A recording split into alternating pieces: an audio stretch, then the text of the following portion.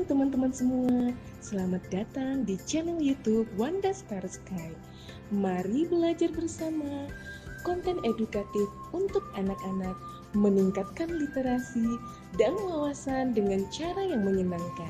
Oh iya teman-teman, mohon dukungannya ya untuk like, share, dan subscribe ya teman-teman, agar kami makin semangat untuk membuat video-video edukatif lainnya. Terima kasih. Halo teman-teman, pernahkah kalian mendengar tentang burung hut-hut? Burung kecil yang pintar ini punya kisah luar biasa dalam sejarah. Dahulu kala, di zaman Nabi Sulaiman, burung hut-hut menjadi utusan penting dalam sebuah misi besar. Dengan terbang jauh melintasi gurun, ia menemukan sebuah kerajaan yang penuh keajaiban.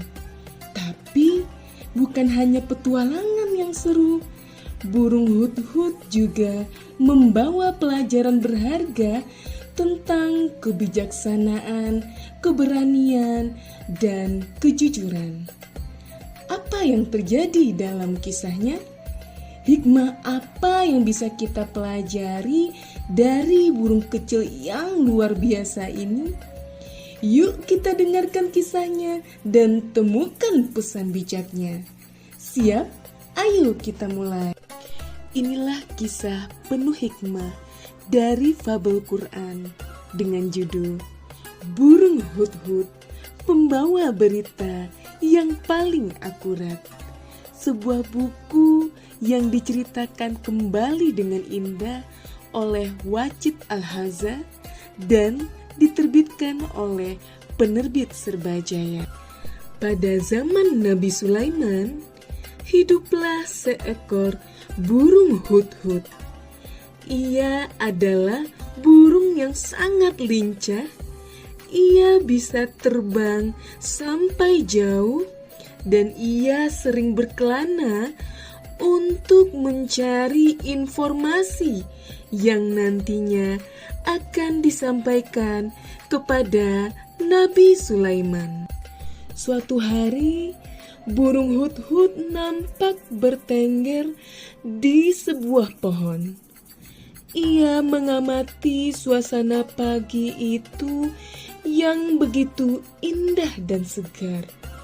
Sungguh indah alam ciptaan Allah ini. Nabi Sulaiman memiliki pasukan yang sangat kuat, yang terdiri dari manusia, jin, dan binatang. Nabi Sulaiman juga diberikan kelebihan dapat berbicara dengan binatang. Ia juga memiliki istana yang begitu megah. Suatu hari, burung hut-hut terbang menjelajahi daerah-daerah baru. Ia terbang melewati kebun-kebun kurma, anggur, dan gandum yang sedang dipanen oleh pemiliknya. Semakin jauh ia terbang meninggalkan sarangnya. Burung hut-hut terbang semakin jauh. Saat itulah ia melihat ada sebuah bangunan yang sangat megah. Ia begitu penasaran. "Berada di manakah aku ini?" bisiknya dalam hati. Burung hut-hut kemudian hinggap di atap kerajaan itu. Saat ia merasa keheranan, tiba-tiba ada seekor burung merpati yang menghampirinya. "Hai kawan, sepertinya kamu tersesat." "Iya, aku dari bumi Nabi Sulaiman." Kemudian burung merpati itu menjelaskan kalau dia berada di kerajaan Ratu Balkis. "Lihatlah kawan, itulah Balkis. Ucap burung merpati. Burung hut-hut sangat terkejut ketika mengetahui Ratu Balkis menyembah matahari. Kenapa mereka menyembah matahari ya? Tidak ada Tuhan selain Allah, bisik burung hut-hut. Burung hut-hut benar-benar kagum dengan kebesaran dan kemegahan kerajaan Ratu Balkis. Namun ada yang membuatnya begitu resah. Maka ia berniat untuk melaporkan temuannya ini kepada Nabi Sulaiman alaihissalam. Suatu pagi, Nabi Sulaiman memeriksa semua pasukannya. Kemana burung hut-hut? Kenapa ia tidak terlihat? Tanya Nabi Sulaiman. Semua pasukannya tidak ada yang tahu keberadaan burung hut-hut. Burung hut-hut segera mendarat di hadapan Nabi Sulaiman. Maafkan hamba atas keterlambatanku. Aku mempunyai informasi yang sangat penting, ucap burung hut-hut. Burung hut-hut kemudian menyampaikan temuannya. Nabi Sulaiman mendengar cerita itu dengan seksama, kemudian berkata, "Hut-hut, sampaikan surat ini kepada Ratu Balkis."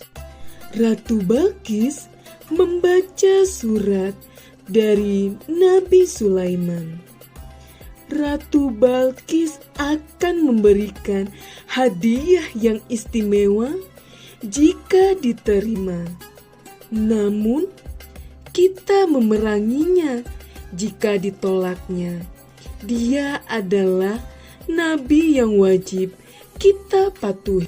Sebelum utusan itu datang, hut-hut terlebih dahulu sampai. Nabi Sulaiman menolak semua hadiah Ratu Balkis itu dengan halus.